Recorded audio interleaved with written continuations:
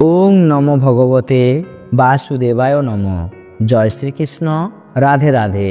নমস্কার বন্ধুরা এই চৈত্র মাস চলাকালীন এই 7 প্রকারের প্রাণী যদি আপনাদের বাড়িতে আসে, আপনারা অবশ্যই সতর্ক থাকবেন।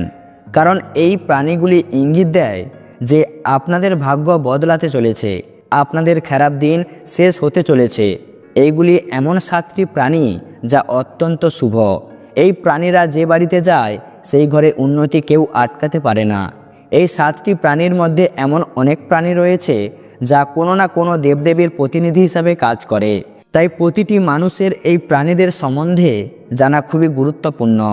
যদি আপনার বাড়িতেও এই ধরনের প্রাণী আসে, তবে আপনি ভাবতে পারেন যে আপনার দুর্ভাগ্য মুহূর্তের মধ্যে সৌভাগ্যে পরিণত হতে চলেছে এবং আপনার ভালো সময় আসতে চলেছে। তা অবশ্যই জানবেন কোন কোন প্রাণী এই চৈত্র মাস চলাকালীন আপনাদের বাড়িতে এলে আপনাদের জীবনে সৌভাগ্যের দরজা খুলতে চলেছে। অবশ্যই এই চৈত্র মাসের গুরুত্ব হিন্দু শাস্ত্রে অপরিসীম। বাংলা পঞ্জিকায় এই চৈত্র মাসের পর নতুন বছরের শুরু হতে চলেছে।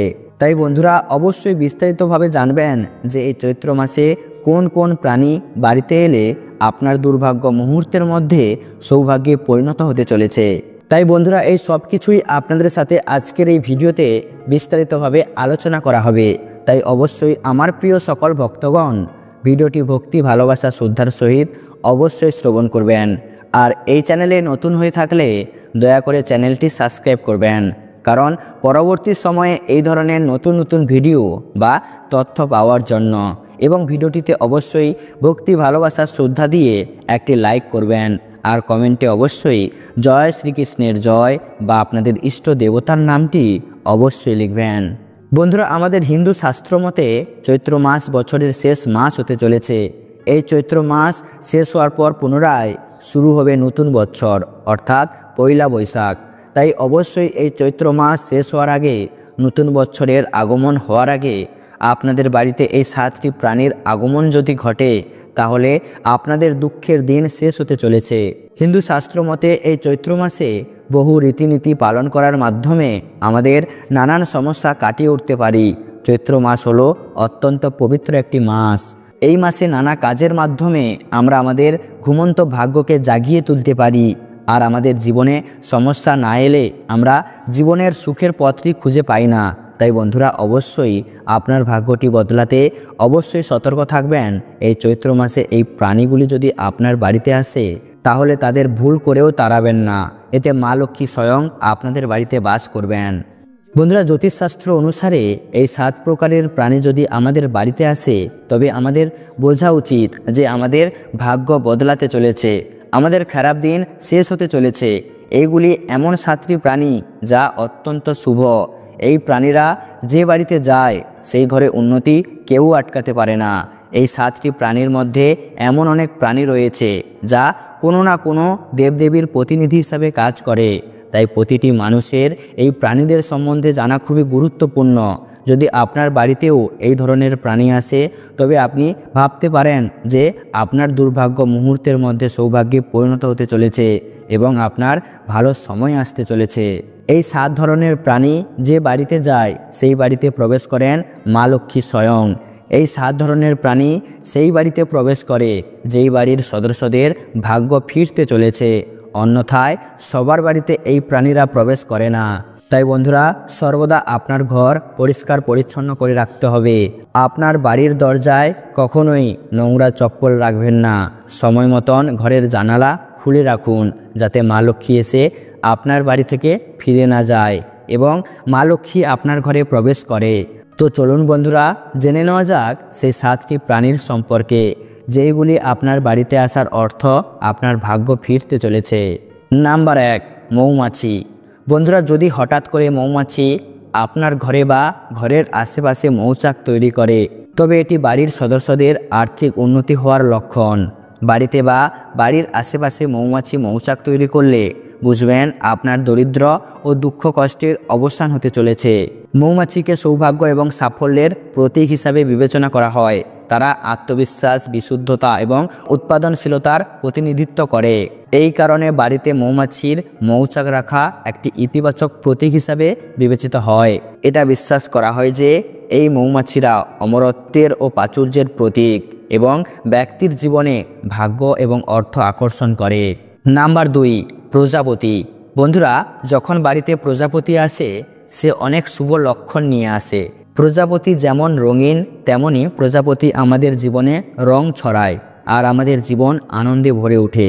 তাই প্রজাপতি ঘরে আসাকে খুব শুভ লক্ষণ বলে মনে করা হয়। বাস্তুশাস্ত্রে প্রজাপতির সুন্দর বর্ণনা দেওয়া হয়েছে যে যখনই প্রজাপতি বাড়িতে আসে সেই বাড়ির সময় পরিবর্তন হতে চলেছে। তাই যখনই প্রজাপতি আপনার বাড়িতে আসে তাকে মারবেন না। প্রজাপতি সর্বদা একটি শুভ লক্ষণ নিয়ে আসে। নাম্বার 3, পিঁপড়া। বন্ধুরা, যদি আপনার ঘরে কালো পিঁপড়া বের হয় তাহলে বুঝুন আপনার ঘরে দেবী লক্ষ্মীর আগমন শুরু হয়েছে। জ্যোতিষশাস্ত্র অনুসারে যদি আপনার ঘরে পূর্ব দিক থেকে পিঁপড়া বের হয় তাহলে বুঝবেন আপনার ভাগ্য খুব তাড়াতাড়ি জাগ্রত হতে চলেছে। খুব শীঘ্রই আপনার দুঃখের দিন শেষ হতে চলেছে। যদি পশ্চিম দিক থেকে পিঁপড়া বের হয় তাহলে বুঝবেন আপনি কোনো শুভযাত্রায় যেতে চলেছেন। যদি উত্তর দিক থেকে পিঁপড়া বের হয় তাহলে বুঝুন আপনার বাড়িতে বিবাহ সংক্রান্ত সমস্যা দূর হতে চলেছে। বহুদিন ধরে আটকে পড়া বিবাহ সংক্রান্ত বাধা খুব শীঘ্রই সমাধান হতে চলেছে। যদি দক্ষিণ দিক থেকে পিঁপড়া বের হয় বা দক্ষিণ দিক থেকে পিঁপড়াকে বের হতে দেখা যায় অথবা দক্ষিণ দিক থেকে পিঁপড়া আপনার ঘরে ঢুকতে দেখা যায় তাহলে বুঝতে হবে আপনি হঠাৎ টাকা পেতে চলেছেন। জীবনে শুভ ফল পেতে পিঁপড়েকে প্রতিদিন চিনি বা মিশ্রির দানা খাওয়ানো শুরু করুন। নাম্বার 4, কালো ভ্রমর। যদি কালো ভ্রমর আপনার বাড়িতে আসে তবে সে আপনার ঘরকে সুখ শান্তিতে ভরে দেয়।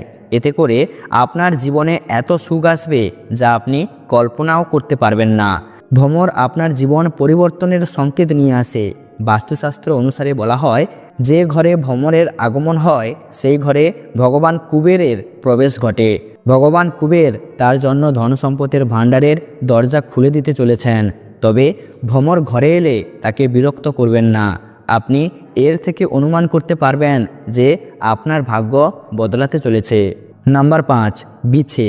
বন্ধুরা, ঘরে বিছের উপস্থিত শুভ ও অশুভ লক্ষণ নিয়ে আসে।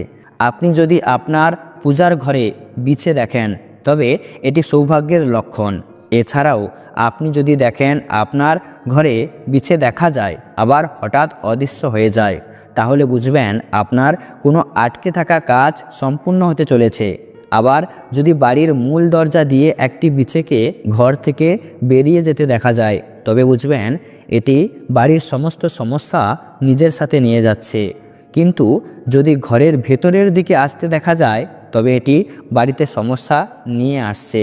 বাড়ির মেঝেতে যদি মৃত বিছে পাওয়া যায় তবে এর অর্থ হলো আপনার বাড়িতে কোনো বড় বিপর্যয় ঘটতে চলেছিল যা কেটে গেছে।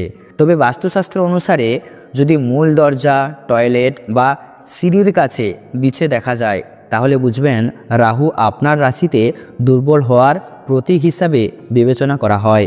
ভবিষ্যতে আপনিও কোনো রোগে ভুগতে পারেন। নাম্বার 6, ছুঁচো। ছুঁচো যদি একজন ব্যক্তির চারপাশে ঘুরে তাহলে সেই ব্যক্তি তার জীবনে অনেক উন্নতি করতে পারবে। এটা একেবারে নিশ্চিত যে সেই ব্যক্তির সমস্ত দুঃখ কষ্ট ও সমস্যা দূর হয়ে যাবে।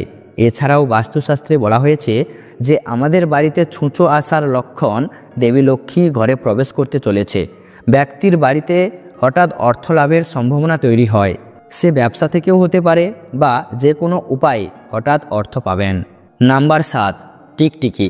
টিকটিকিকে দেবী লক্ষ্মীর প্রতীক বলে মনে করা হয়। প্রায় বাড়িতে টিকটিকি দেখাও যায়। কিন্তু আপনি যদি দেখেন 3টি টিকটিকি একসাথে আপনার ঘরে ঘুরে বেড়াচ্ছে তাহলে এটিকে খুবই শুভ সংকেত বলে মনে করা হয়। এছাড়াও যদি ঠাকুরের বেদিতে টিকটিকি দেখতে পান তাহলে তা খুবই শুভ। এমনটা দেখলেই গঙ্গা জল ছিটিয়ে কোনো মনের ইচ্ছা দেবী দেবতার কাছে জানাতে পারেন, তা অবশ্যই পূর্ণ হবে। এছাড়াও তুলসী মঞ্চে যদি টিকটিকি দেখা যায় তাহলে তা ধন সম্পত্তি আকর্ষণের বার্তা দেয়। এছাড়াও যদি দেওয়াল থেকে টিকটিকি হঠাৎ পড়ে যায় আর আপনি সেই দৃশ্য দেখেন তাহলে তা জীবনে ধন সম্পত্তি এনে দেয়। এছাড়াও বন্ধুরা, বাড়িতে একসাথে 2টি টিকটিকিও দেখা শুভ বলে মনে করা হয় এবং যদি এই টিকটিকিগুলির লেজ কাটা থাকে তাহলে এটিও আপনার জীবনে শীঘ্রই আপনার ভাগ্য উজ্জ্বল হতে চলেছে। বাস্তুশাস্ত্র অনুসারে দীপাবলিতে টিকটিকি দেখাও খুব শুভ বলে মনে করা হয়। নাম্বার 8, কচ্ছপের দেখা। ধর্মীয় বিশ্বাস অনুসারে কচ্ছপে ভগবান বিষ্ণুর বাস বলে মনে করা হয় এবং বলা হয় যে বাড়ির আশেপাশে কচ্ছপ দেখা গেলে এটি এই কথার ইঙ্গিত দেয় যে বাড়িতে সুখ শান্তির আগমন হতে চলেছে এবং বাড়িতে যে কোনো কেস ও নেতিবাচকতা দূর হবে। তো বন্ধুরা, এই ধরনের প্রাণী যদি আপনার বাড়িতে প্রবেশ করে তবে আপনার বোঝা উচিত যে আপনার জীবনে সুখ আসতে চলেছে। তো বন্ধুরা, ভিডিওটি আজ এখানেই সমাপ্ত করছি। ভিডিওটি দেখে ভালো লাগলে একটি লাইক অবশ্যই করবেন।